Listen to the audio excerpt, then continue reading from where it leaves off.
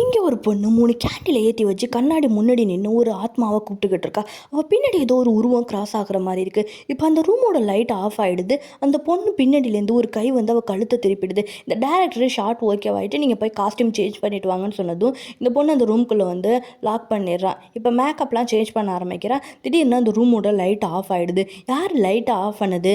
லைட்டை ஆன் பண்ணுங்கன்னு சொல்லிக்கிட்டு இருக்கா. எனக்கு பயமாக இருக்குது, லைட்டை ஆன் பண்ணுங்கன்னு சொல்லிட்டு இந்த பொண்ணு ஒரு கேண்டில் எடுத்துக்கிட்டு அந்த ரூமை விட்டு வெளியில் போகிறா.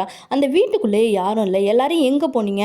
என்ன ப்ராங்க் பண்ணுறீங்களா? எனக்கு பயமாக இருக்குது, வாங்க வெளியில் வாங்கன்னு சொல்லிக்கிட்டு இருக்கா. அப்போ தான் இவள் பின்னாடி ஏதோ ஒரு உருவம் கிராஸ் ஆகுற மாதிரி இருக்குது. இப்போ அந்த உருவத்தை பார்த்துட்டு அதோ ஃபாலோ பண்ணிக்கிட்டு போயிட்டு இருக்கா.